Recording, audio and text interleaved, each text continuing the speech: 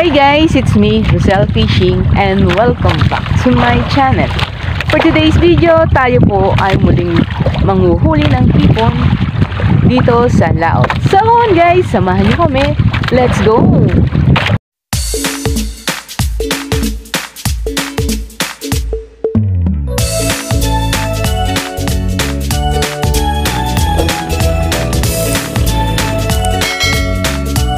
Ito na mga idol, nakaprepare na tayo sa ating paglaot. Medyo maaga yung alis natin ngayon. Talagang napakahirap po talagang gumising, pero kailangan natin gawin to dahil kailangan nating makapaghanap buhay. So yun po yung ating oras ngayon, 12:31 ng madaling araw. Medyo malayo po kasi yung ating target fishing spot na pupuntahan ngayong araw na to. Kaya talagang hinagaan namin yung pagising, alas 12 pa lang ay gising na kami dahil malayo yung ating tatakbuhin. Yan, sana mabless po tayo sa araw na to. Ito na mga idol, paalis na tayo. Time check, it's now 1:25 in the morning. At ganito dito sa amin, ito yung may nanananggal dahil nagsilaot yan ng hapon. So kapag may lumalaot dito, ayan, maliwanag, halos bukas yung mga ilaw sa bangka. So mga ilan lang kami nalalaot ng madaling araw. Alright, finally nakapag-area din po tayo. Time check, it's now 3:13 in the morning.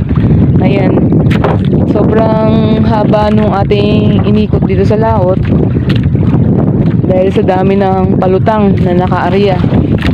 So umanap muna tayo ng spot na safe tayo at yung ating lambat. Mamayang maliwanag, ipapakita ko sa inyo kung nasaan yung location natin ngayon.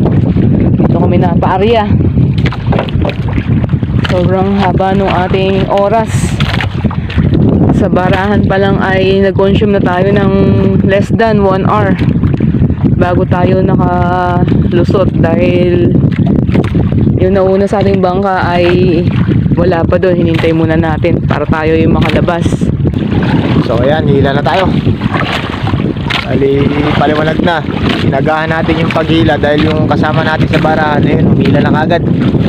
Kailangan mauna tayo doon para makalusot tayo sa barahan. Para makalusot tayo sa barahan. Kasama kasi natin na mauusap sa akin ay humila na rin.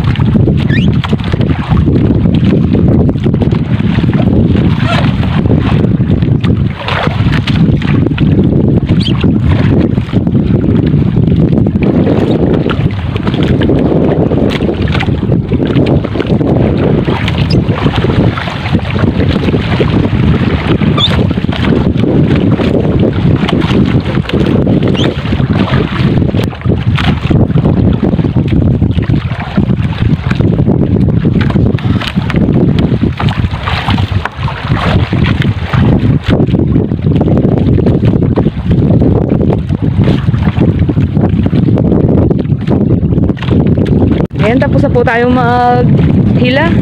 At yung ating fishing spot ay dito sa may corridor. Ayan. Tapat tayo ng Caballo. Ayan po yung Caballo. Ayan yung corridor. So, pagi yung kalangitan natin kaya hindi masyadong makita.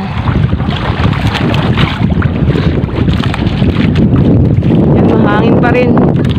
Dala ni aking amihan. Ayan, mamaya na lang mga idol. At kami mananakbo muna pa uwi. A few moments later.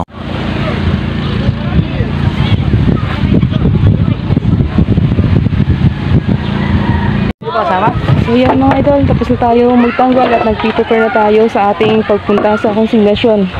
Yan, tingnan natin kung makakailang kilo lahat yan. So, ang laman tong isang timba na to ay alimasag at mga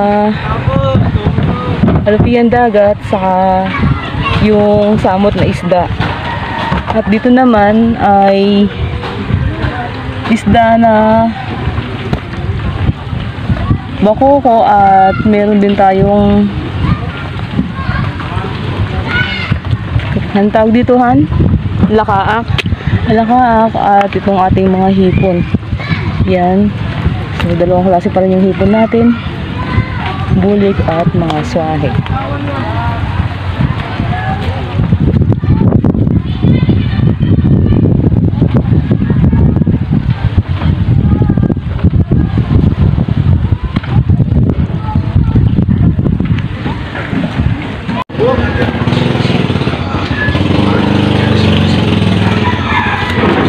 Dosi pasado. Dosi pasado eh. Nahabol ko kasi dun ng ano eh. Galunggong. Ah? Yung baliw yan eh. Pagkalukos.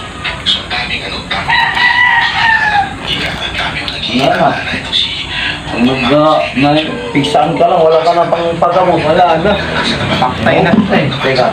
Kilo na tayo. Unang sabit, tunay. 1 kilo. 1 kilo. Kilo. Ay, namimili ng Pangalawang buo. sabit, tigas. O yung swahe natin. 4 size. 4 sa is. Ikaulog. So ito yung ating mga Ay, mahirap yan. Yan naniniwala sa akin. Palibasa wala akong pera. mga alimasag na beef. At ito yung ating mga alimasag na smoke. 4 no? 4-1. 1 na ibe. 1-9. 3 dos. 2. Halo. Halo, ilan? 8. Halaka. 1. 1. 2 kilo. Oh, 2.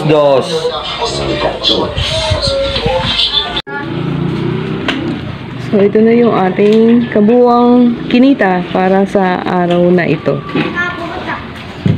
Oh.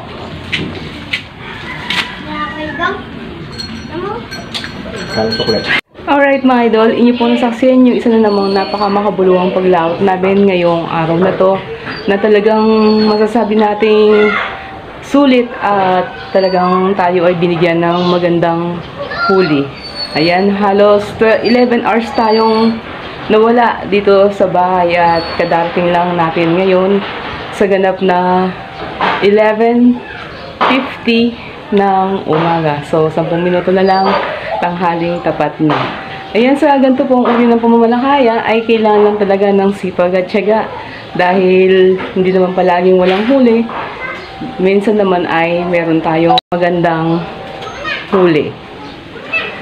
Ayan, kung bago ka po dito sa aming munting channel at gusto mo mga fishing content na aming ina-upload, maaari lamang pong pakipindot ang subscribe button sa ibaba nitong aming video at huwag kalimutang i-click ang notification bell para ma-update ka sa mga bagong videos na aming ina-upload. So, bye for now. Thanks for watching and see you to our next video. Thank you. Bye-bye.